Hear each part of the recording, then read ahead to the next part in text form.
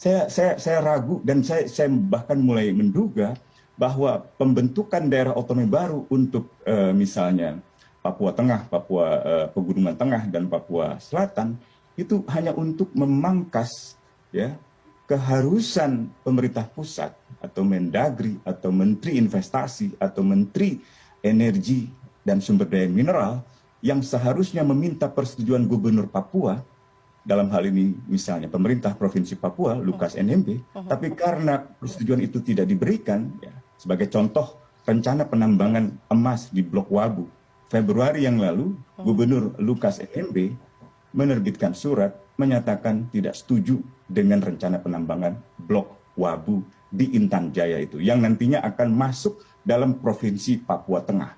Dengan dipaksakannya daerah otonomi baru seperti misalnya Provinsi Papua Tengah, akhirnya masyarakat merasa bahwa itu hanya untuk mengambil jalan pintas, sehingga kepentingan investasi Blok Wabu tidak perlu lagi meminta persetujuan Gubernur Provinsi Papua, melainkan Gubernur Provinsi Papua Tengah yang baru, yang bisa jadi orang-orang yang ditunjuknya adalah orang-orang yang dianggap mau mengikuti kehendak apapun dari Jakarta. Nah, laporan Amnesty International yang terbaru tentang rencana penambangan emas di Blok Wabu memperlihatkan tidak adanya konsultasi, baik itu dengan orang-orang asli Papua maupun melalui misalnya lembaga representasi kultural orang asli Papua seperti MRP atau lembaga representasi politik seperti DPR Papua, sehingga banyak penolakan terhadap rencana penambangan blok emas di Blok Wabu. Penambahan pasukan militer juga tinggi.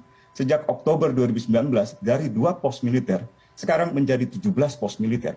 Dengan adanya provinsi baru, daerah otonomi baru, berarti akan ada satuan-satuan teritorial baru, bisa Kodam, bisa Korem, bisa dan seterusnya. Pak Mahfud Menko Polhukam mengakui ada terlalu banyak satgas keamanan di Papua yang satu dengan lainnya tidak saling berkoordinasi.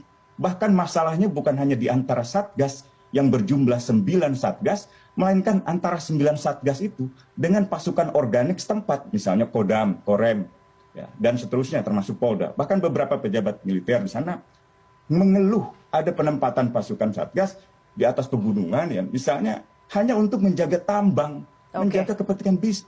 Bukan menjaga apa yang disebut-sebut sebagai integritas teritorial Republik Indonesia, negara kesatuan Republik, itu hanya retorika saja untuk menutupi apa yang sesungguhnya terjadi di dalam kenyataan. Gitu. Oke, dan semua itu ditemukan dengan basis data yang kuat begitu ya, Bang Usman? Sangat kuat.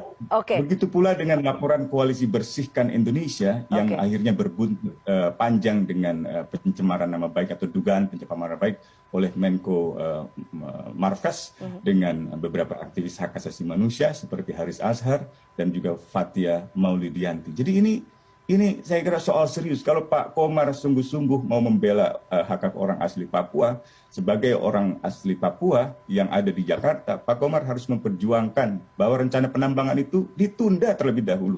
Sebelum ada konsultasi, sebelum ada persetujuan dari orang asli Papua. Dan saya kira pertimbangan gubernur sangat jelas bahwa ia tidak setuju karena situasi keamanan di Intan Jaya masih tidak kondusif, masih banyak yang mengungsi, pembunuhan tidak ada yang selesai. Ada 17 kasus pembunuhan di luar hukum, termasuk pendeta Yeremia yang dibunuh hanya karena ia sedang mencari keponakannya yang dihilangkan secara paksa. Bahkan hasil investigasi dari pimpinan Mabes TNI mengatakan, menunjukkan bahwa ternyata 2 orang hilang dari keponakannya Pak Yeremia itu dihilangkan dan kalau tidak salah dibunuh lalu jenazahnya dibakar. Ini tentu ini perbuatan oknum, bukan perbuatan institusi. Tetapi kita harus tertibkan ini seperti ini. Negara harus hadir dengan hukum-hukum yang adil, dengan layanan yang betul-betul pro rakyat, bukan hanya menjadi pelayan bagi kepentingan-kepentingan pebisnis atau kepentingan-kepentingan politik yang sempit.